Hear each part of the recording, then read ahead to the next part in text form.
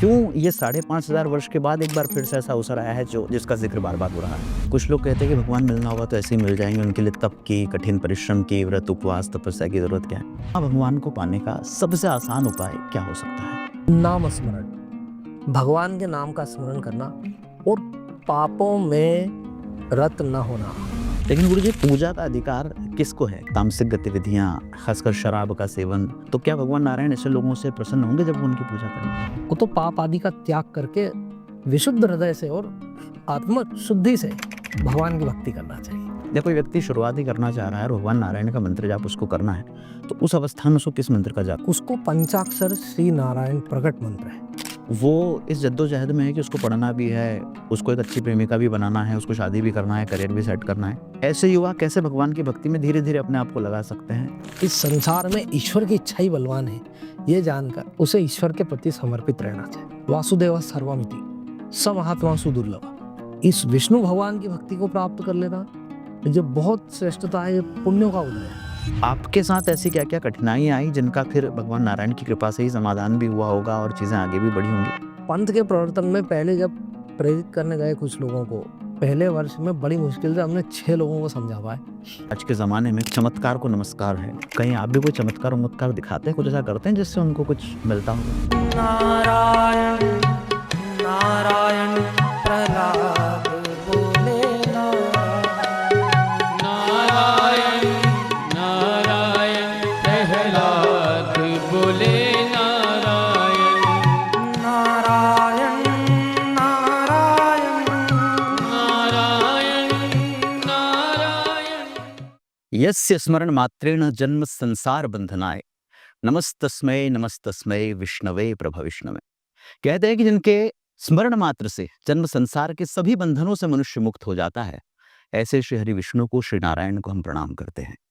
आज हम मुखातिब हो रहे हैं, हम मिल रहे हैं एक ऐसे संत से जो भगवान श्री नारायण की भक्ति का अलख पूरी दुनिया में जगा रहे हैं, युवाओं को प्रेरित कर रहे हैं, और किस तरह से सनातन धर्म की सबसे पुरातन शाखा से हम जुड़ सकें, किस तरह से भगवान नारायण के उस स्वरूप से परिचित हो सकें, उनकी भक्ति से जुड़कर अपने जीवन को वैराग्य में लीन कर सकें, इसका संदेश पूरी दुनिया को दे रहे हैं। आज हमारे साथ मौजूद हैं श्री नारायण भक्ति पंथ के प्रवर्तक और राष्ट्रीय संत श्री लोकेशानंद जी महाराज। गुरुजी, बहुत बहुत स्वागत है आपका। से नारायण। गुरुजी, वैसे तो बहुत सारे सवाल हैं, बहुत सारी बातें हैं जो आज आपसे करने के लिए हम यहाँ पर बैठे हैं, और देखिए संयोग की बात है, बहुत दिनों से चल रहा था कि आपसे मिलना होगा, लेकिन आज वो अवसर है। सबसे पहली चीज़ ये है कि जिस उम्र में लोग ये तक तय नहीं कर पाते हैं कि उन्हें घर से बाहर निकल के क्या करना है, जब मैं आपके बारे में पढ़ रहा था तो मैंने जाना कि लगभग 15 वर्ष की आयु में आप घर छोड़कर कहीं चले गए और फिर बहुत सालों के बाद आपका फिर से लोगों के बीच आना हुआ। तो क्या हुआ था उस समय अचानक जो लोकेश नाम का एक छोटा-सा बालक परिवार की माया से दूर, दोस्तों, मित्रों और अपने शिक्षकों, गुरुओं की माया से दूर होकर कहीं चले जाते हैं और फिर अचानक लोकेशानंद जी बनकर लौटते हैं? देखिए, ऐसा है कि हमारे शास्त्रों में ऐसा कहा गया कि जब भक्ति अधूरी रह जाती है, तो वो फिर अगले जन्म में वहीं से प्रारंभ होती है जहाँ पिछले जन्म में छूट जाती है। जी। इसमें मीराबाई का एक दृष्टांत है, उनसे किसी ने पूछा था कि तुम्हें मात्र 3.5 वर्ष की आयु में भक्ति लग गई। तो मीरा जी ने कहा था, पूर्व जन्म की मैं हूँ गोपिका, अधबीज खा गई झोल रहे। तो ये तो पूर्व जन्म के संस्कार होते हैं, भगवान हमें कंटिन्यू कर देते हैं। तो इसलिए उस आयु में एक विचार आया और बस उस विचार ने पूरा जीवन वैराग्यमय कर दिया और उसी क्षण पूरा जीवन भगवान को समर्पित हो गया। तो वो भगवान की ही लीला है कि कब वो भक्त को अपने चरणों में ले लेते हैं। उस दौरान आमतौर पर लोगों के मन में एक विचार होता है, कहाँ जाऊँगा? क्या करूँगा? किनसे मिलूँ? किस तरह से गुरु से मिलना हुआ? किस तरह से देखिए, आध्यात्मिक यात्रा शुरू हुई? ऐसा है कि ये उस क्षण से अभी तक जो जीवन को देखा है, जितना समझा है, वो पूरा भगवान श्री नारायण के अंडरटेकिंग में लाइफ रहा है। आज भी वही स्थिति है कि जो कुछ भी कर रहे हैं, जो कुछ भी हो रहा है, इसके दृष्टा मात्र हैं, बाकी सब कुछ भगवान कर रहे हैं। तो हम यहाँ से अ, जब हमें अचानक से ये मन में भाव हुआ कि ईश्वर के लिए संसार को छोड़ देना चाहिए, तो हम जहाँ पर खड़े थे, एक साइकिल थी हमारे पास, वो साइकिल भी हमने वहीं छोड़ दी थी। फिर हम घर गए नहीं दोबारा। और हम कहाँ जा रहे हैं ये हमको लगभग 30 घंटों के बाद पता चला। 30 घंटे तक हमें ये नहीं पता था कि हम जा कहाँ रहे हैं। 30 घंटे के बाद एक किसी एसटी बस में हम बैठे हैं, लोग उसमें चर्चा कर रहे हैं, कुछ अलग भाषा में बातें हो रही है। तब हमें बोध हुआ कि अरे हम तो ये हैं, हम कहाँ आ गए। इतने में तो वो बस एक स्टेशन पे रुक जाती है। वो स्थान आज भी है महाराष्ट्र में, गणेशपुरी, बड़ा प्रसिद्ध तीर्थ है वहाँ पर। तो वहाँ पर वज्रेश्वरी देवी का एक बड़ा अच्छा तीर्थ है, वहाँ गर्म पानी के कई कुंड है उस स्थान में। फिर वहाँ पर 2 छोटे घोड़े वाला एक तांगा हमसे आता है, वो तांगे वाला बोलता है कि इसमें बैठ जाइए। हम उसमें बैठ गए। वो हमें 2-3 किलोमीटर ले गया एक नदी पार कराकर। तो एक स्थान था, वहाँ पर एक आश्रम नुमा एक जगह थी, वहाँ दरवाज़ा खुला हुआ था। तो उसने कहा अंदर चले जाइए। हम अंदर चले गए तो वहाँ पर एक महापुरुष बैठे थे। उन्होंने हमारा नाम लेके हमको पुकारा और कहा तुम आ गए, अब तुम्हें भगवान का भजन करना है, सेवा करनी है, भक्ति कर। हमने कहा जी ठीक है। ये हमारा प्रथम बार हमारे गुरु के साथ आमना सामना हुआ। उनका आपने दर्शन किया और जो उन्होंने हमको बस इतने से कुछ सेकंडों में जो बात बोली, हमारा नाम लेके पुकारा, जबकि वो हमें जानते पहचान, हमने कभी उनका दर्शन नहीं किया, उन्होंने कभी हमको देखा नहीं। तो वो जानी जान थे, वो त्रिकालज्ञ थे, अंतर्यामी थे, और उन्होंने ही हमको बुलाया था भगवान के काज के लिए। उन्होंने हमें चुना था, हम वहाँ पहुंच गए। वहां पहुंचने के बाद में बस तब से वो जो हाँ और जी गुरु के चरणों में जो कहा है, वो आज तक उसी में जी रहे हैं बस, कि जो कार्य उन्होंने बोला वो कर रहे हैं और भगवान की भक्ति कर रहे हैं। बिल्कुल। गुरुजी, जब मैं आपसे जुड़ा था तब मैंने एक यात्रा के माध्यम से आपसे मिलना हुआ और वो यात्रा इस पूरे देश में काफ़ी चर्चा का विषय रही, बहुत भव्य रही। एक बार फिर ऐसा अवसर आया है जब करीब 4,500 वर्ष के बाद एक बहुत बड़ा काम 5,500 वर्ष के बाद, माफ़ कीजिएगा, एक बहुत बड़ा काम जो है भारत भूमि पर फिर से होने जा रहा है। और शायद यही कारण है कि इस पॉडकास्ट के ज़रिए भी हम अधिकतर लोगों को ये बताने की कोशिश कर रहे हैं कि वो काम क्या है? क्या पूरा प्रकल्प है और क्यों ये 5,500 वर्ष के बाद एक बार फिर से ऐसा अवसर आया है जो जिसका ज़िक्र बार-बार हो रहा है?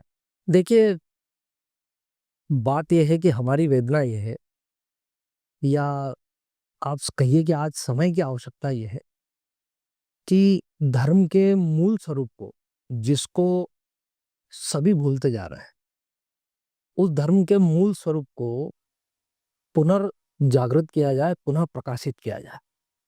उसी को प्रवर्तन करना कहते हैं। तो श्री नारायण भक्ति पंथ का जो प्रवर्तन हुआ है, वो इसलिए हुआ है कि हमारे मूल विष्णु भगवान है, शेषशाही नारायण, शांताकारम भुजंग शयनम, ये भगवान का जो स्वरूप है, ये सभी जगह प्रधान रूप बताया गया है। तो इसका जन जन को बोध कराया। आज हम एक स्थान पर गए थे, एक शहर में, हमने पूछा भाई यहाँ पर कोई विष्णु भगवान का मंदिर? बोले नहीं, कोई एक आध है, लेकिन वो उन्होंने एक शब्द कहा कि एक लक्ष्मी नारायण का मंदिर है, लेकिन लूप लाइन में है। राइट। आज हमारा ईश्वर और जो महादेवी हैं, जिनको सनातन धर्म ने कहा सबसे पहले उठ के इनका स्मरण करो, कराग्रे वस्ते लक्ष्मी, और सबसे बड़ा त्योहार दीपावली जिन लक्ष्मी जी को समर्पित है, उनका मंदिर, लक्ष्मी नारायण का मंदिर, क्या कहते हैं? लूप लाइन में। ये शब्द हमें बाल्यकाल से दुखी करते रहे कि जो हमारा मूल है उसको लोग भूल रहे हैं। तो 24 अवतार जिन विष्णु भगवान से, उन भगवान का सारे जगत को बोध कराएंगे। इसलिए एक जो यात्रा निकली थी, उस यात्रा का तो आप जानते हैं क्या रस था और क्या आनंद था और क्या दर्शन की जिज्ञासा थी, क्या तड़प थी, और नयनाभिराम मनोहारी भगवान का दर्शन करते ही जो आनंद फूट पड़ता था सबके हृदय में।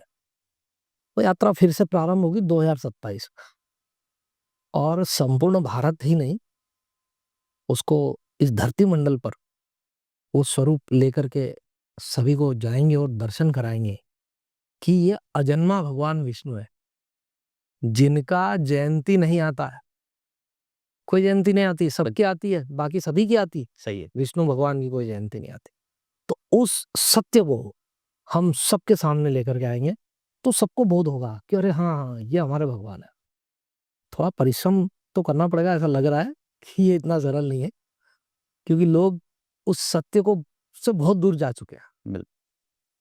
किंतु आपके लिए तो मुझे लगता है परिश्रम भी एक बहुत छोटा शब्द है, क्योंकि होता क्या है कि जैसे आम तौर पे घर परिवार में आप देखिएगा कि एक आदमी छोटा-सा आयोजन करता है, एक शादी ही करता है, और फिर कहता है कि अब 1-2 साल शादी नहीं करना साहब, अभी खर्च करके निपटे हैं हम लोग। आपकी एक बहुत भव्य यात्रा निकली और ऐसा सुनने में आया है कि एक और बड़ी यात्रा की तैयारी जो है वो नारायण भक्ति पंथ ने अभी की है। तो ये जो यात्रा है, ये पहले वाली यात्रा से किस तरह से अलग है और इसका स्वरूप अब और कितना हो? ये पहले वाली यात्रा से 100 गुना दिव्य है। पहले वाली यात्रा मात्र 3 दिन की थी बिल्कुल, और उसमें 3 लाख लोगों ने भगवान का दर्शन किया था। 225 किलोमीटर वो यात्रा चली, बिल्कुल। जिसमें कहीं पर कोई स्थान खाली नहीं था। सब जगह भक्त लोग भगवान के दर्शन कर रहे थे।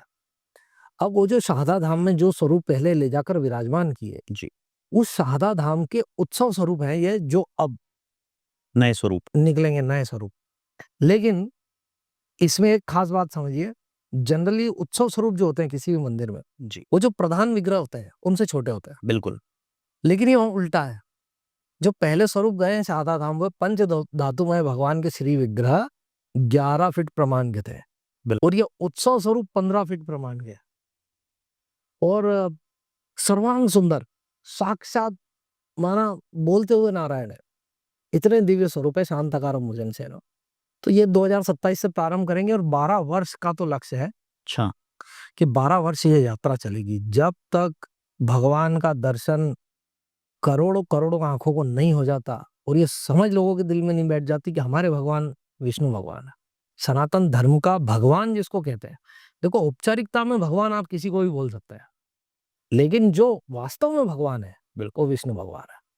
तो जब तक ये हम बोल सबको ना करा देंगे, सबको दर्शन ना करा देंगे, सबको ये समझ उनमें जागृत ना कर देंगे, हमारा प्रयास रुकेगा नहीं। बिल्कुल, हम चलते रहेंगे।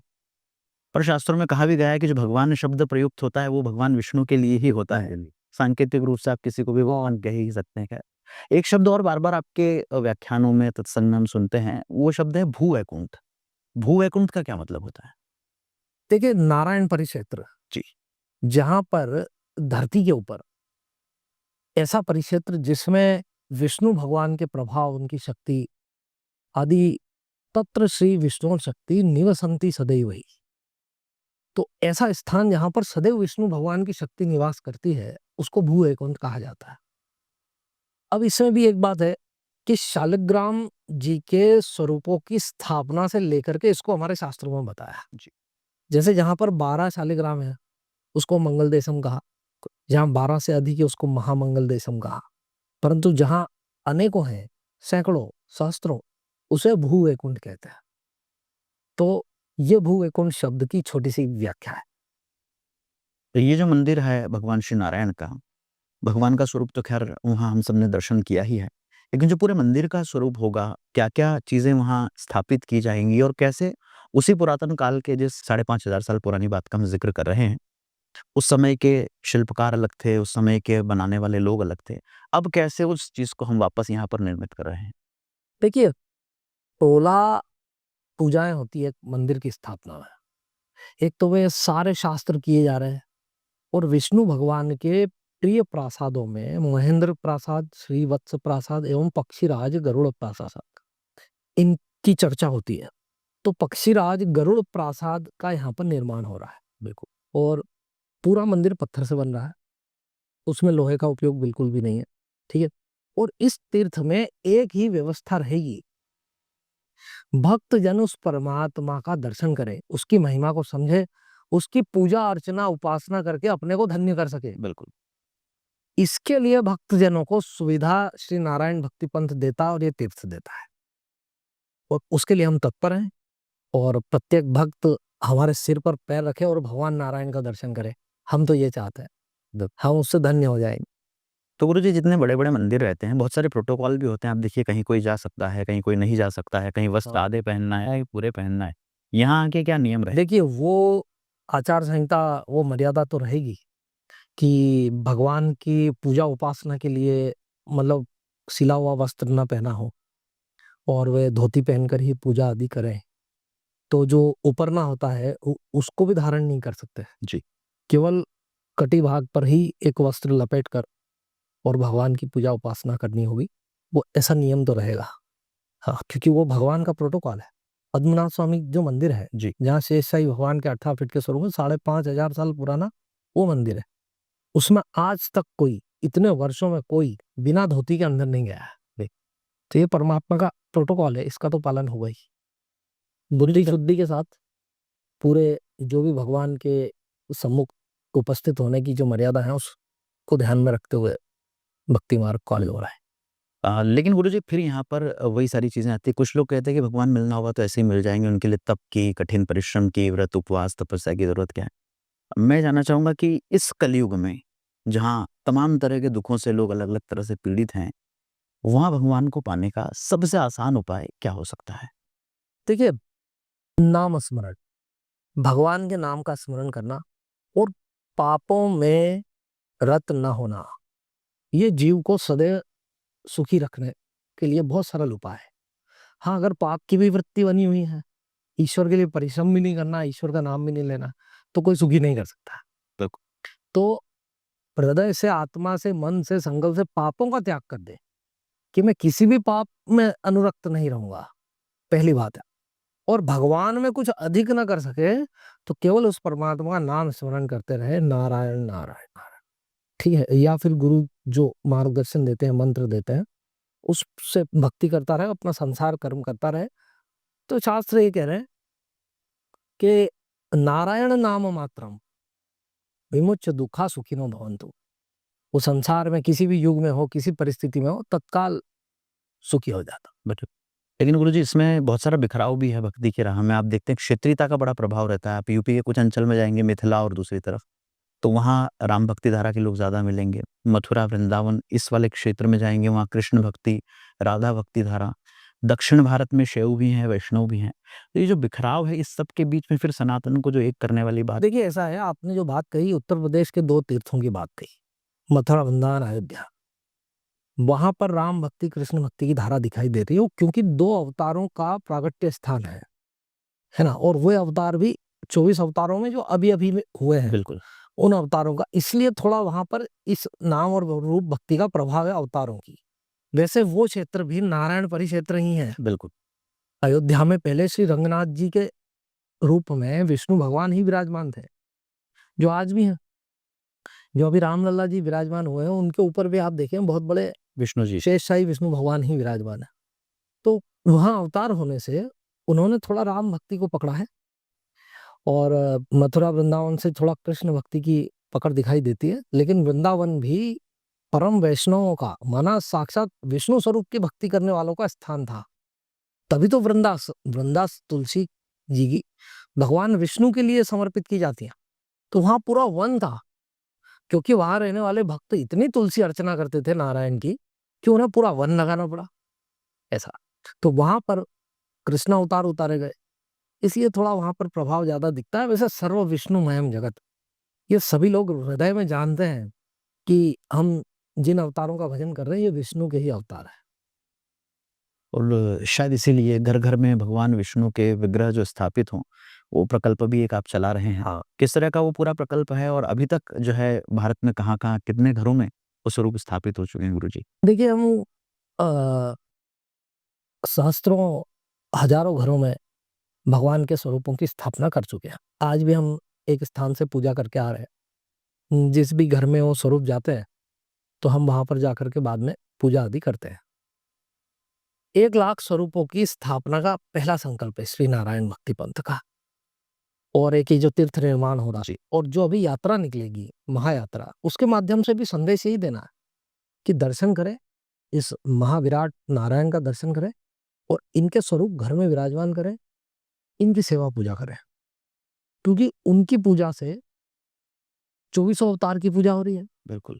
और चींटी से लेकर ब्रह्मा तक सबकी पूजा हो रही है, सब प्रसन्न हो रहे हैं। और सबसे बड़ी बात है कि नारायण की भक्ति पूजा करने वाले से लक्ष्मी जी प्रसन्न हो रही। बिल्कुल। ठीक है, जिनकी सबसे ज्यादा, सभी लोग जिनको प्रसन्न करना चाहते हैं, कोई किसी की भी भक्ति कर रहा हो, वो चाहता लक्ष्मी ही है, अंतिम लक्ष्य उसका वही है। वही है। तो वो सारे उसके संकल्प पूर्ण करने वाली लक्ष्मी जी, वो भी प्रसन्न हो जाए। लेकिन गुरुजी पूजा का अधिकार किसको है? क्योंकि समाज में आप देखते हैं बहुत सारे लोग ऐसे हैं जो हैं भले सामान्य वर्ग से, लेकिन तामसिक गतिविधियाँ, खासकर शराब का सेवन और अनुचित गतिविधियों में लोग अधिकाधिक लिप्त हैं। तो क्या भगवान नारायण ऐसे लोगों से प्रसन्न होंगे जब वो उनकी पूजा करें? नहीं, नहीं, नहीं। देखिए, शास्त्र में ऐसा कहा है कि पाप के विचार और पाप क्रियाओं का त्याग करने के पश्चात ही परमात्मा की भक्ति का वास्तविक फल प्राप्त होता है। जी। है ना? पाप कर्मम परित्यजेत। तो पाप छोड़े बिना परमात्मा की भक्ति में न तो रस आएगा, न वो सत्य भक्ति कहलाएगी, न उसको समाज स्वीकार करेगा, न तुम्हारी अंतरात्मा करेगी, न ईश्वर करेगा। ठीक है? तो ये तो कोई भी युग चल रहा है और उस युग में जो भी पाप वृत्तियां बढ़ रही है, तो उनके साथ में भक्ति संभव नहीं है। वो तो पाप आदि का त्याग करके विशुद्ध हृदय से और आत्म शुद्धि से भगवान की भक्ति करना चाहिए। गुरुजी, इसमें एक अड़चन आज के युवा को ये भी आती है, क्योंकि युवा तो चाहता है कि वो माला जप करे, भगवान के मंदिर जाए, उनकी भक्ति में लगे। एक आदमी जाता है, 3 लोग उसको खींच के फिर ले आते हैं। भगवान की निंदा जो है, ईश निंदा खासकर, ये अब समाज में बड़ा प्रचलन सा हो गया है। लोग भगवान को किसी न किसी रूप में कहीं न कहीं कमतर ही बताते हैं। विष्णु भगवान को लेके तरह-तरह के आरोप लोग लगाते हैं, उनकी छवि को धूमिल करने के लिए अलग-अलग तरह की बयानबाज़ी करते हैं। ये कितना गलत है हमारे समाज के लिए? देखिए, ये जीव का प्रज्ञा अपराध है कि जो तुम्हें जन्म दे रहा है, तुम उसी को जन्मदाता नहीं मान रहे हो। आजकल मिथ्या अभिमान ऐसा हो गया है कि तामसिकता बढ़ गई है या पैशाचिकता बढ़ रही है। मनुष्य सोच रहा है मैं ही सब कुछ हूँ। अरे भाई, मनुष्य की एक आंख में, एक प्रश्न हर मनुष्य से है कि भाई तेरी एक आंख में 27 करोड़ सेल्स हैं। ये किसने लगाए? सही बात। ये तू बता दे किसने लगाए, या तू ये लगा के बता दे। हाँ, तो वो ईश्वर रचना करता है, वो परमात्मा सबकी रचना करते हैं और उन्हीं के द्वारा हम संचालित होते हैं, उन्हीं के द्वारा हम निर्मित होते हैं। वे हमें बुद्धि भी देते हैं सोचने की। तो बेहतर है कि हम उस अपने बनाने वाले को धन्यवाद दें, उसमें हम श्रद्धा भाव रखें, उसको प्रणाम करें, और बुराइयां ढूंढनी है तो दुनिया में देख लें या अपने आप में देख लें। कम से कम ये ईश निंदा आदि जो अपराध है, इनसे तो बचना ही चाहिए, क्योंकि इनका दंड भी बहुत बड़ा है। गुरुजी, सबसे आसान भाषा में अगर हम समझे तो भगवान विष्णु को प्रसन्न करने के लिए किस तरह से उनकी पूजा की जानी चाहिए? क्या विधान है उनकी पूजा का? क्या तरीका है? देखिए, भगवान को प्रसन्न करने के लिए तो अल्टीमेटली अंत में केवल प्रेम चाहिए। जो महादेव कह रहे हैं, हरि व्यापत सर्वत्र समाना, प्रेम से प्रकट होई में ज्ञाना। तो पूजा उस प्रेम का एक प्रकार हो सकती है, उस प्रेम की ही एक परिणति है पूजा भी। ठीक है? कि जब हम किसी से प्रेम करते हैं, उसके पास बैठते हैं, उसके साथ लेना देना, खाना पीना, चर्चा कुछ होती है, पूजा एक वही सब है। हाँ, तो सबसे पहले हम प्रेम करें, उसके पश्चात श्री नारायण भक्ति पंथ पूजा की सरल विधि बताता है। कोई जटिल विधि नहीं है। भगवान के स्वरूप को स्नान कराना और पंचोपचार पूजन करना, इसके पश्चात प्रेम पूर्वक उनका नाम स्मरण करते रहना, करते रहना, करते रहना। तो यही है, बस सरल विधि है पूजा की। जी। और मंत्र जाप के लिए अगर किसने गुरु नहीं बनाए हैं या कोई व्यक्ति शुरुआत ही करना चाह रहा है और भगवान नारायण का मंत्र जाप उसको करना है, तो उस अवस्था में उसको किस मंत्र का जाप? उसको पंचाक्षर श्री नारायण प्रकट मंत्र है।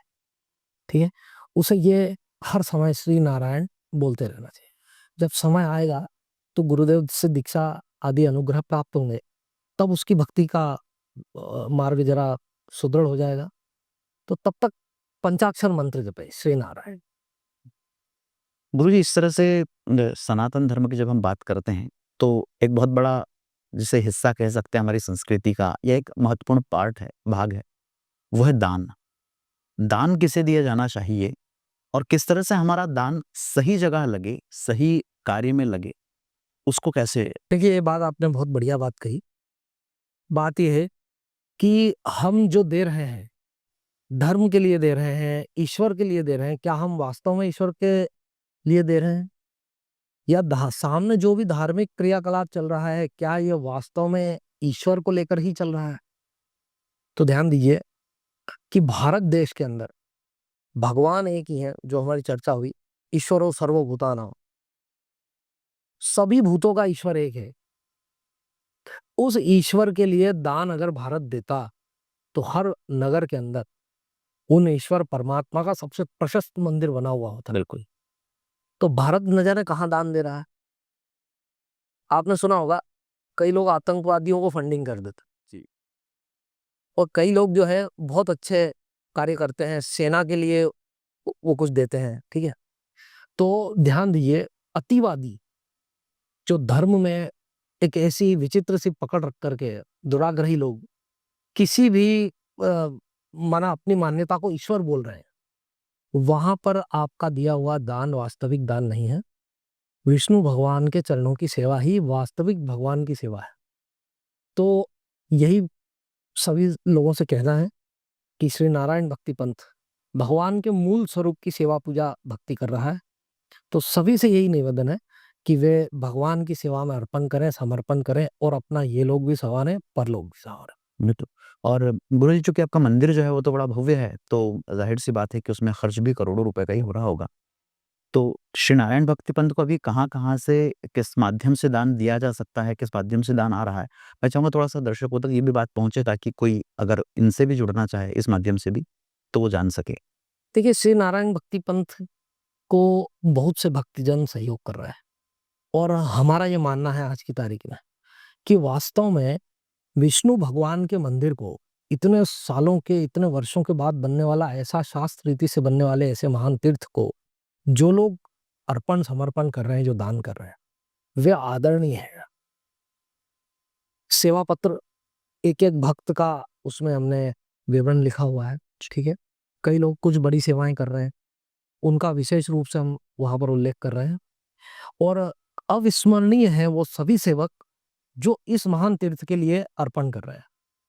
तो श्री नारायण भक्ति पंथ का अकाउंट नंबर है, उसको आप प्रकाशित कीजिए, उसके माध्यम से श्री नारायण भक्ति पंथ को अर्पण किया जा सकता है। बिल्कुल। गुरुजी, चूँकि एक आध्यात्मिक यात्रा का बड़ा लंबा समय आपके साथ रहा है और बहुत सारे भक्त जुड़े होंगे, बहुत सारे लोग जुड़े होंगे। क्या कहीं किसी ऐसे भक्त का मन में आपको ध्यान आता है, ज़िक्र आता है, जो शुरू से आपके साथ रहे हों और जिन्होंने बहुत तत्परता के साथ कदम से कदम मिलाकर इस धाम को आगे बढ़ाने में भी सहायता की है, अपना समर्पण दिया है? देखिए, शहादा में मंदिर बन रहा है और शांतिलाल काका वहां पर सभी लोग उनको जानते हैं, पूरा श्री नारायण भक्ति पंथ जानता है। अभी तक हर प्रकार से तन मन धन से समर्पित रहकर एक भी दिन, सिंगल वन डे भी सेवा न छोड़कर अगर किसी ने सेवा की है तो वो काका और काकियां। वहीं रहते हैं आश्रम पे? वो वहीं पर है, समर्पित है और वो वहीं पर मंदिर पर रहते हैं और वो सेवा करते हैं। उसके बाद एक रामेश्वर जी करके एक संत जी हैं हमारे पास, एक नितिका दीदी हैं। ये कुछ भक्त ऐसे हैं जो पूरी तरह समर्पित होकर के सेवा कर रहे हैं। चौबीसों घंटा ये भगवान के अतिरिक्त कुछ विचार नहीं करते हैं। अब कुछ भक्त बाहर हैं, उनके बारे में भी हम आपको बताएंगे। ऐसे एक से एक भक्त रत्न है हमारे पास श्री नारायण भक्ति पंथ में, जो भगवान के लिए कभी पीछे नहीं हटे और वह नारायण के अच्छे और सच्चे सेवक हैं। तो ऐसे भी बहुत से भक्त। जी। जब हम वहाँ आपके धाम पर गए थे, तो हमने वहाँ पूजन होते हुए देखी, जैसे शायद सप्तधान्य पूजा, महालक्ष्मी का अर्चन कहते हैं। एक कुमकुम अर्चना का भी ज़िक्र आता है वहाँ पर। ये किस तरह की पूजा हैं? इनसे जो यजमान हैं हमारे या हमसे जुड़े हुए लोग हैं, उन्हें किस तरह के लाभ होते हैं? देखिए, सीधी और स्पष्ट बात है, संसार में सभी लोग जानते हैं कि लक्ष्मी के बिना कुछ नहीं चलता है। बिल्कुल। और लक्ष्मी जी के 8 स्वरूप कहे गए, गज लक्ष्मी, धान्य लक्ष्मी, धन लक्ष्मी, संतान लक्ष्मी, ऐश्वर्य लक्ष्मी, स्वर्ग लक्ष्मी।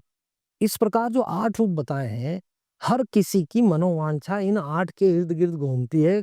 कहीं ना कहीं इन्हीं में से कुछ चाहते हैं, कोई कमी इन्हीं रूपों में से बनी हुई है, तो वो महालक्ष्मी ही पूर्ण कर सकती है। तो इसके लिए जो सप्तधान्य पूजा एक तो होती है महालक्ष्मी जी की, और दूसरी एक कुकू अर्चना होती है, तीसरा एक पद्मार्चन होता है महालक्ष्मी जी का। तो ये 3 विशिष्ट पूजाएं हैं। अब इसकी महिमा क्या कहें? महालक्ष्मी का तो सबसे पहली बात, स्तवन, आराधन, पूजन ही, उसका अवसर मिलना ही बहुत दुर्लभ होता है, क्योंकि उनके जहां तहां मंदिर नहीं है। बिल्कुल। तो वैष्णव पीठ पर यह लिखा है शास्त्रों में कि वैष्णव पीठ पर जहां विष्णु भगवान शयन करते हैं, वहां लक्ष्मी जी शांतिपूर्वक विराजमान रहती हैं। तो वहां पर महालक्ष्मी जी की आराधना करने से सभी उत्तम फलों की प्राप्ति होती है और अष्टलक्ष्मी के कृपा स्वरूप भक्त अपनी मनोवांछाओं को शीघ्र अतिशीघ्र पूर्ण कर लेता है। और सुनने में ये भी आता है कि अगर किसी विग्रह का लगातार कई बार अर्चन हो, कई बार पूजन हो, तो स्वतः स्थापित विग्रह माना जाता है, प्रतिष्ठित हो जाता है। तो अभी जो हमारे यहाँ पर पूजन है, उनका क्रम क्या रहा है? कितनी पूजाएँ अभी तक हो चुकी हैं वहाँ पर? देखिए करीब जो लक्ष्मी जी के जो स्वरूप है, जिनकी सभी भक्तजन वहाँ पर पूजा करते हैं, करीब 300 से अधिक पूजाएँ उस स्वरूप की हो चुकी हैं। और ऐसा माना जाता है कि 16 उपचारों की इतनी अधिक पूजाएँ हो जाना, सैकड़ों पूजाएँ हो जाना, वे जो आपने कहा कि जब बहुत पूजाएँ होती हैं, तो वो स्वरूप प्रतिष्ठित मान लिए जाते हैं। तो ये बहुत दिव्य स्वरूप है। अनेकों पूजाएँ उनकी हो चुकी। गुरुजी कहते हैं कि सबके जीवन का कोई ना कोई लक्ष्य ज़रूर होता है और जब हम आपसे मिलते हैं, देखते हैं, तो आपका एक ही धुन, एक ही लक्ष्य हमें दिखाई देता है कि कैसे भी करके भगवान नारायण का एक दिव्य मंदिर जो है, जिसे गरुड़ प्रासाद के नाम से जाना जाएगा, वो शारदा में स्थापित करना है। कैसे ये विचार मन में आया और कहाँ से इस स्वप्न की शुरुआत हुई? देखिए, सभी का कुछ न कुछ लक्ष्य होता है और लक्ष्य होना भी चाहिए। लेकिन एक संत जीवन में जब आप रहते हैं, एक संत बन कर के आते हैं या प्रारब्ध से कहिए, अपने पुरुषार्थ, परिश्रम, अपनी रुचि से कहिए आप धर्म के रास्ते पर आते हैं, तो आपको एक अच्छा और सच्चा ईश्वरवादी होना चाहिए। और ईश्वर के सत्य स्वरूप का भजन करना और लोगों को उस ईश्वर के प्रति लेकर के जाना, हम समझते हैं कि इसमें बड़ी बड़ी प्रामाणिक चेष्टाएं आपकी होनी चाहिए। व्यर्थ बातों का नाम सनातन धर्म नहीं है। बिल्कुल। और न व्यर्थ के काम धर्म के नाम पर करके किसी को संतत्व की या भक्त बने की कोई सिद्धि यहाँ भी हो जाएगी या ईश्वर के घर भी हो जाएगी, ये सब बातें व्यर्थ किया। आपने वास्तविक जो जीवन जिया, जो कार्य किया, इस संसार में भी और ईश्वर के घर भी, उसी का मान सम्मान होने वाला है। तो जितना हमने पढ़ा, देखा, समझा इस सनातन धर्म में जन्म लेकर के, ये ब्राह्मण शरीर पा करके, जितना ग्रंथ समझ में आए उसमें यही हरि ही सर्वत्र गीयत है, भगवान विष्णु को ही सर्वत्र गाया गया है। अब वो बात अलग है, लोग क्या कर रहे हैं, हमारे धर्म के साथ व्यभिचार कर रहे हैं, बलात्कार कर रहे हैं, धर्म ग्रंथों के साथ, उस सनातन धर्म के ज्ञान के साथ बलात्कार कर रहे हैं लोग, ठीक है। और ईश्वर के मूल स्वरूप को ले जाकर से लोगों को भटका कर पता नहीं क्या बता रहे हैं। वो उनकी जगह अपना कर्म करें, लेकिन हमारा रोम रोम श्री नारायण का है, हमारा हर क्षण हर सांस श्री नारायण की है। और जब तक अंतिम सांस तक हम इस धरती पर, जब तक ये शरीर है, केवल और केवल विष्णु भगवान की सेवा करेंगे, उनका दर्शन करेंगे और दूसरों से कहते रहेंगे सर्व विष्णुमयम जगत, बस एक श्री नारायण।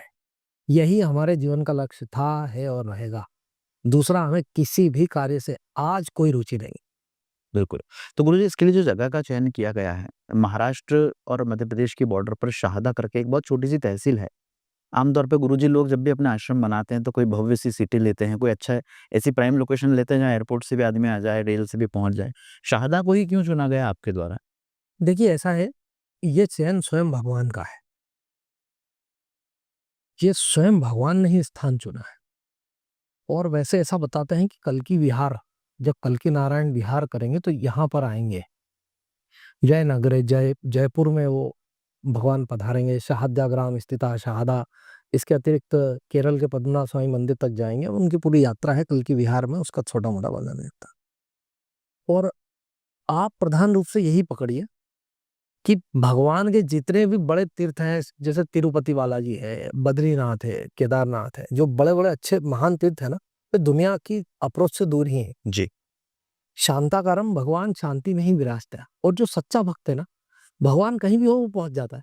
सही। वो दर्शन किए बिना नहीं रह सकता। और जैसे ही भगवान का दर्शन करता है, वो समझ जाता है कि साक्षात परमात्मा यहाँ पे अपने समस्त शक्तियों के साथ विराजमान है। यही अनुभूति शारदा धाम में सभी को होती, अत्यंत सकारात्मकता की अनुभूति और भगवान की शक्तियों के विराजमान होने की अनुभूति सभी को हो जाती है। तो शारदा धाम हमारे द्वारा चयनित नहीं है, वो भगवान के द्वारा चयनित है। जो आदेश हमको मिला परमात्मा का, यहाँ ये सेवा का कार्य करिए, हम वहां पर करा। लेकिन गुरुजी, जैसे कहा जाता है आज के ज़माने में कलयुग को देखते हुए कि चमत्कार को नमस्कार है और जो गुरुजी चमत्कार दिखाते हैं, दुनिया दौड़-दौड़ के उनके पास पहुँचती है। बड़े लोग ख़ासकर जल्दी जाते हैं। तो बड़े लोग तो आपके पास भी बहुत सारे आते हैं। तो कहीं आप भी कोई चमत्कार-वमत्कार दिखाते हैं, कुछ ऐसा करते हैं जिससे उनको कुछ मिलता होगा? देखिए ऐसा है, भगवान के चरणों में बैठा हुआ संत कभी किसी चमत्कार की बात नहीं कर सकता, ठीक है? हम तो भगवान को नमस्कार करते हैं, हम तो भगवान के चरणों में झुके हुए हैं। अब भक्ति का प्रभाव वो क्या लोक कल्याणकारी आगे समाज के लिए बनता है, ये आप समाज से पूछिए। भगवान के चरणों में बैठकर हम क्या कर सकते हैं, ये बोलना बहुत बड़ा अपराध हो जाएगा। भगवान की कृपा से बहुत कुछ होता है, बहुत कुछ है। श्री नारायण भक्ति पंथ में बहुत कृपा है नारायण की। तो आप एक नहीं हजारों लोगों से पूछेंगे, तो वे आपको बताएंगे कि उन्होंने क्या देखा। अच्छा, पहले माना तो ये जाता था कि दुःख तो गरीब आदमी को है बेचारे को, जो एक त्यज्य है, जो समाज से अलग है। पर मैंने देखा कि संतों की शरण में अधिकांश बड़े-बड़े, चाहे राजनेता हों, चाहे उद्योगपति हों, चाहे समाज के बड़े वर्ग के लोग हैं, ये सब पहुँचते हैं। तो मन में एक सवाल भी आता है कि आखिर इन लोगों को ऐसा क्या दुःख होता होगा, क्या तकलीफ रहती होगी, जो संत के चरण में आकर उसे समर्पित करते हैं, उनसे उसका उपाय पूछते हैं? किस-किस तरह की जो चीज़ें हैं, वो आपको बताते हैं ये लोग आकर? क्या प्रश्न होते हैं इनके? नहीं देखिए, हर किसी की अपनी कोई समस्या होती है, जैसे हवा सभी को लगती है। एक रास्ता है, उस पर अमीर भी चलता है, गरीब भी चलता है और अगर उस रास्ते में उतार-चढ़ाव हैं, तो अमीर भी उससे गुज़रता है और गरीब भी गुज़रता है। ऐसे ही संसार पथ जो है, इसके उतार-चढ़ाव और मोड़ जो हैं, ये सभी को फेस करना पड़ता है, ठीक है? तो बड़ा हो, छोटा हो, हमने कभी बड़े को बड़ा या छोटे को छोटा नहीं समझा। हम आने वाले हर भक्त को आशीर्वाद देते हैं और उनकी हर तरह की जो भी विषय वस्तु होता है, उसको सुनते हैं, हाँ? और उस पे भगवान की कृपा से मार्गदर्शन करते हैं और उनको आशीर्वाद दे देते हैं। मैं ये बात आपको ऐसे नहीं बोल सकता कि कौन क्या दुःख सुनाते हैं, ठीक है? तो हर किसी की एक अपनी पर्सनल कुछ प्रॉब्लम्स होती हैं, उस पे चर्चा करते हैं, आशीर्वाद देते हैं। और अगर कोई जो भक्त लोग हैं वो आपसे मिलना चाहें, तो मिलने के लिए कौन-कौन सी जो स्थान है, आपका आश्रम जो है, इंदौर में तो है ही, इसके अलावा और कहाँ-कहाँ पर भक्त आपसे मिल सकते हैं? कैसे आपसे मिलना उनका? देखिए, हमारा प्रवास चलता रहता है। इंदौर कुटिया पर भी हम आते हैं, शारदा धाम में भी रहते हैं, मुंबई भी जाना होता है, उदयपुर जाते हैं, दिल्ली भी बना भारत के सभी नगरों में जाते हैं लगभग। तो वो सूचनाएँ प्रकाशित होती रहती हैं और श्री नारायण भक्ति पंथ का एक संपर्क सूत्र है, 1-2 नंबर है, उन पर सर्च करेंगे तो मिल जाएँगे। उसके माध्यम से वे अपना वो ले सकते हैं अपॉइंटमेंट और मिल सकते हैं, ऐसा कोई ख़ास बड़ी बात। बिल्कुल। गुरुजी, जो युवा है आज का, वो इस जद्दोजहद में है कि उसको पढ़ना भी है, उसको एक अच्छी प्रेमिका भी बनाना है, उसको शादी भी करना है, करियर भी सेट करना है। इन सब के बीच उसके पास एक बहाना है कि मेरे को माला जप करने के लिए, भक्ति करने के लिए, मंदिर जाने के लिए समय नहीं मिलता है। ऐसे युवा कैसे भगवान की भक्ति में धीरे-धीरे अपने आप को लगा सकते हैं? क्या प्रैक्टिस उनको शुरू करना चाहिए जिससे आगे वो इस मार्ग पे और गहराई से जा सकें? देखिए, एक जो संसार को पाने के लिए जो परिश्रम करना पड़ता है, या हम सोचते हैं सब अच्छा ही अच्छा हो, सब अच्छा ही अच्छा हो, ये एक हमारा सोचना है। ये केवल सब कहने की बात है कि हम कर रहे हैं, हम करेंगे। होता वही है जो ईश्वर चाहते हैं। बिल्कुल। तो बलिर्यसि ईश्वर इच्छा, इस संसार में ईश्वर की इच्छा ही बलवान है। ये जानकर बालक हो, युवा हो, व्यापारी हो, विद्यार्थी हो, किसी भी क्षेत्र का हो, कोई भी कुछ भी करता हो, उसे ईश्वर के प्रति समर्पित रहना चाहिए और भगवान के प्रति विनम्र होकर के जो परमात्मा ने जीवन दिया, उसे जीना चाहिए। किसी के चाहने से उसे अच्छा या बुरा प्राप्त होगा नहीं कहा जा सकता है, ठीक है? वो ईश्वर इच्छा, प्रारब्ध और अपने कर्मों पर ही निर्भर करता है। हाँ, पुरुषार्थ करते रहिए, वो एक कहने के लिए है कि भई करना है, करते रहिए, लेकिन जो देना है भगवान ने देना है। एक इसमें ये भी आता है गुरुजी कि व्यसन की जो प्रवृत्ति है, वो युवा पीढ़ी या पूरे समाज में बहुत ज़्यादा बढ़ी हुई है और लोग उसको जस्टिफाई करने के लिए भगवान को भी अपने साथ ले लेते हैं। कि यार शंकर जी भी तो जो है पी रहे हैं, तो मैं कर रहा हूँ। भैरव महाराज भी तो पीते हैं, तो मैं ले रहा हूँ। तो ये जो लोग भगवान को भी बीच में घसीट लेते हैं उस तमाम सारी चीज़ों में, इस पर क्या कहना चाहेंगे? बस एक छोटी-सी बात है कि फिर वो महादेव ने तो विष भी पिया था, वो भी पी लें, सही बात है। ऐसा हम प्रेरित नहीं कर रहे हैं कि कोई विष पी ले। लेकिन कहने का अभिप्राय ये है कि हम अपनी बुराइयों को छुपाने के लिए या अपनी दुर्बलताओं से जब हम खुद दुर्बल हो गए वो दुर्बलता हमें दुर्बल कर रही है, हम उनको दूर नहीं कर पा रहे, ये जानकर भी कि ये बुराई है, तब हम ऐसी बातें करते हैं। ये बातें बातें उचित नहीं है। हमें बिल्कुल सही रास्ते पर चलना चाहिए और व्यसन का दूर से ही त्याग करना चाहिए।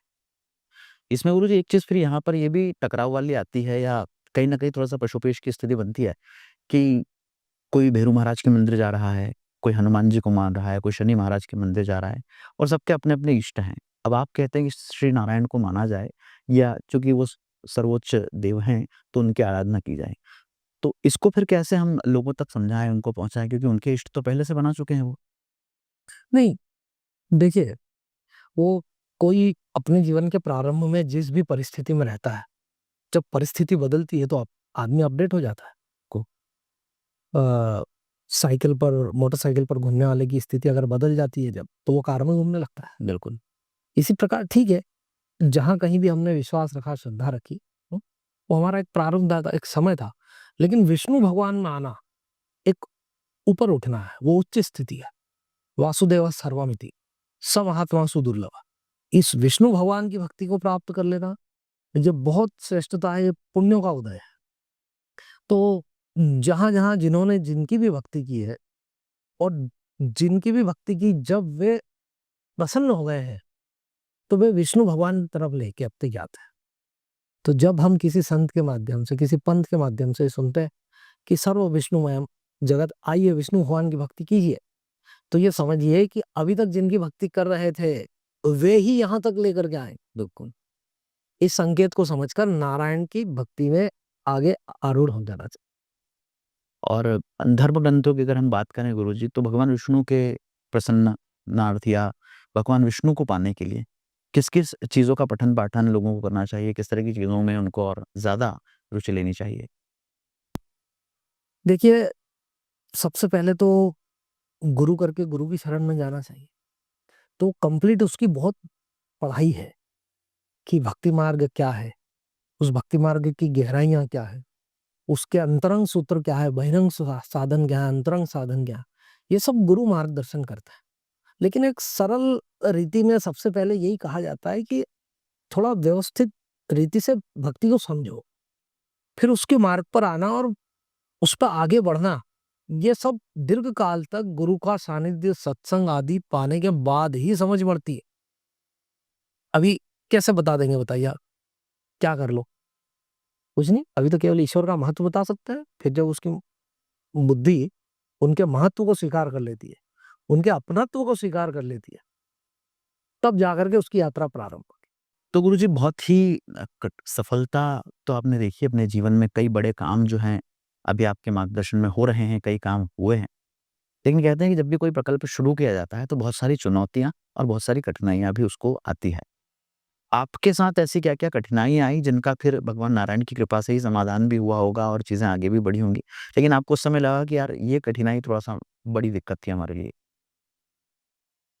देखिए, ऐसा है कि जब हमने सबसे पहले तो 10 साल तक हमने कथाएँ की और हमने श्रीमद् भागवत की सैकड़ों कथाएँ की और करीब-करीब 30 से 35 हमने श्री राम कथाएँ की और हमने करीब-करीब 40 से 50 गीता पे प्रवचन के आयोजन किया। वो 10 वर्षों तक ये सब करते-करते हमें ये समझ में आया कि हम जो लोगों को सुना रहे हैं ना, वो बात माना सत्य के इर्द-गिर्द नहीं है, कहीं कुछ हम गलती कर रहे हैं। हम व्यासपीठ पर बैठकर जो कथाएँ सुनाते हैं ना, उसमें अधिकतर दंत कथाएँ होती हैं और बहुत सी कथाएँ हम एक रस जान पड़ता है, एक थोड़ा-सा एक इम्पैक्ट देती हुई दिखती हैं, लेकिन वो कथाएँ वास्तविकता से बहुत दूर होती हैं। जी। तो वास्तविक ईश्वर का स्वरूप हमें 10 साल तक भागवत की कथाएँ करते-करते समझ में आया। वो कथाएँ करते हुए भी हम सतत तपस्या करते थे। माना हमने 2 कथा की, 3 कथा की, बस अधिकतम 3 कथा अगर हमने कर ली, तो फिर हम 10-15 दिन एकांत में, वन में जाकर के बैठते, कुटियाएँ बना करके उनका भी पूरा हम कहाँ-कहाँ अनुष्ठान करते रहे, पूरा रिकॉर्ड है, आपको उसकी जानकारी भी आप ले सकते हैं। तो हम निर्जन वन में जाकर के बैठते, कुटिया बनाते, त्रिकाल संध्या आदि पूजा भक्ति करते और उस भक्ति से भगवान प्रसन्न हुए। उन्होंने 10 वर्ष बाद हमको कहा, "वह तू अब तुझे इस रास्ते चलना चाहिए।" तो हमने वो कथाकारी की दुनिया को थोड़ा हाथ जोड़ा। कथा तो आज भी भगवान की करते हैं, लेकिन जो कथाकार के रूप में कथाकार कथा करते हैं, वो स्वरूप छोड़कर हमने अब भगवत शरणागत होकर के और वास्तविक भगवान के स्वरूप का नाम संकीर्तन, उसकी महिमा का गान करना, हम उस रास्ते पर चले आए। तब हमको थोड़ी शांति प्राप्त हुई। कठिनाई ऐसा है कि भगवान ने बोध नहीं होने दिया। लोगों को तो लगता है कि बहुत कठिन रहा होगा बराबर। और सफर तो कठिन होते ही है।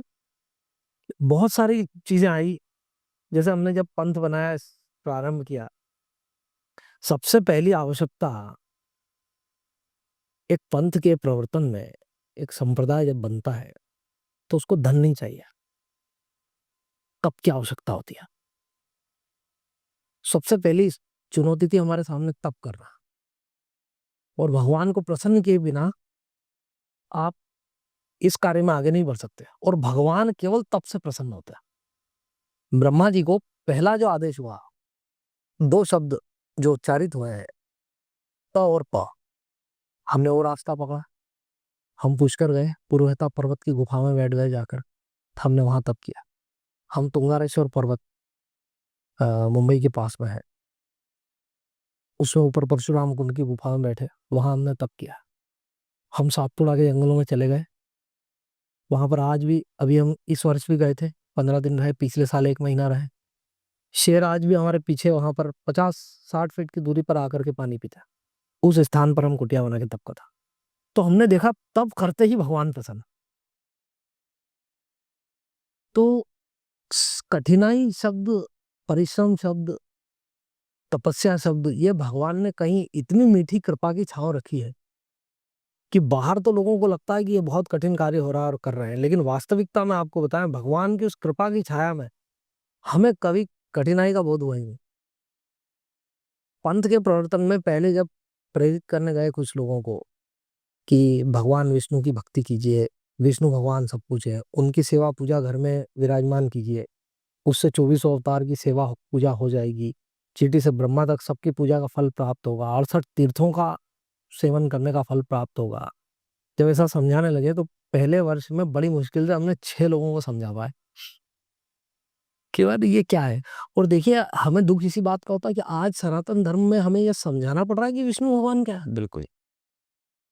ये बड़ी बड़ी विडंबना है। ये बड़ी दुर्भाग्यपूर्ण स्थिति है भारत देश की कि वो न जाने क्या क्या मान रहे हैं, लेकिन ईश्वर को ईश्वर मानने को तैयार नहीं। लेकिन भगवान ने हमें धीरे धीरे उसमें सफलता दी, और श्री नारायण ने ही पूरा ये श्री नारायण भक्ति पंथ भगवान नारायण के अंडरटेकिंग में ही चल रहा है। ये समझ लीजिए आप, यहाँ सब कुछ भगवान की इच्छा से ही होता है। हाजरा हजूर है नारायण और श्री लक्ष्मी जी, तत्व श्री विष्णु और शक्ति निवसंती सदी, सारी ही शक्तियां पूरी तरह कृपावान है भगवान की। तो यह कठिनाई और परिश्रम दिखते होंगे दुनिया को, लेकिन हमें तो कृपा के सिवा कुछ नहीं दिख रहा, सेवा के सिवा कुछ नहीं दिख रहा। गुरुजी, एक चीज़ में ये भी है, जब हम पंथ के बारे में जान रहे थे, मिलना-जुलना होता है। एक बहुत सुंदर आरती आपने बनाई है भगवान नारायण की, जिसमें न सिर्फ मालवी के शब्द हैं, गुजराती के शब्द हैं, बल्कि बहुत मीठी-सी वो एक आरती है, और कई सारे भजन हैं जो बड़े सुमधुर हैं और आपकी आवाज़ में सुनने को भक्तों को मिलते हैं। इनकी रचनाएँ कैसे समय-समय पर होती रहती, कैसे आप करते हैं और इनको कहाँ सुन सकते हैं भक्त? देखिए, जो भगवान की आरती है, वो पंथ में जब पहले स्वरूप बने, तो इनकी आरती और मौलिक भाव जो थे हमारे, उनने लिखे आरती के रूप में। श्री नारायण भगवान तमारी आरती, अनादि अनंत अपार तमारी आरती। और ये आरती भगवान को इतनी प्रिय लग गई, भगवान को ही इतनी प्रिय लगी कि भाई भक्तों के हृदय में तो उसने अपना घर बना दिया। वो आरती हर भक्त के घर 2-3 बार दिन में बजती है। और जब भगवान की प्रीति पूर्ण भक्ति आप करते हैं ना, तो आपके हृदय के भाव है ना भजन के रूप में प्रस्फुटित होता है। बिल्कुल।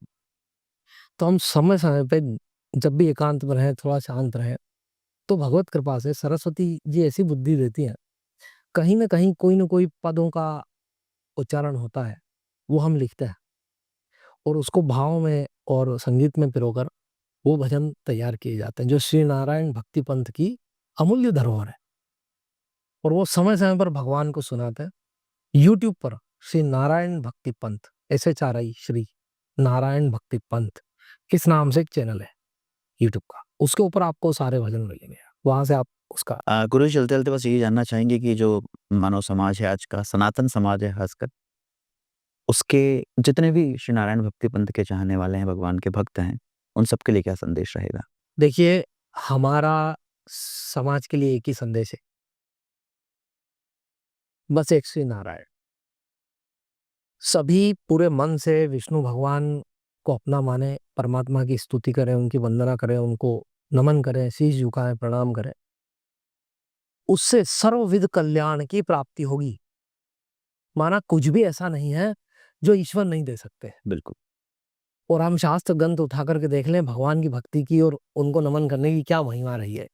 जिसे जो कुछ भी चाहिए वो देने में भगवान श्री नारायण पूरी तरह समर्थ है। तो सबको एक ही संदेश है कि नारायण की भक्ति करें। प्रत्येक के घर में नारायण के स्वरूप विराजमान होने चाहिए।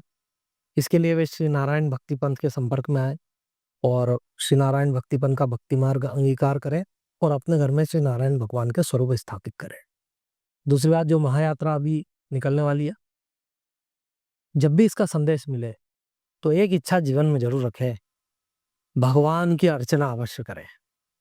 क्योंकि इतने बड़े जो विराट स्वरूप है, जो पंच धातुमय स्वरूप है जी, इनकी पूजा का अनंत गुना फल प्राप्त होता है। और भगवान की पूजा, ये शब्द कहीं अगर पूर्ण होता तो विष्णु भगवान की पूजा से पूर्ण होता है। तो जब भी ये सूचना मिले कि महायात्रा प्रारंभ हो रही है या होने ही वाली है, आप तो अपनी पूजा, अपनी अर्चना को सुनिश्चित करें।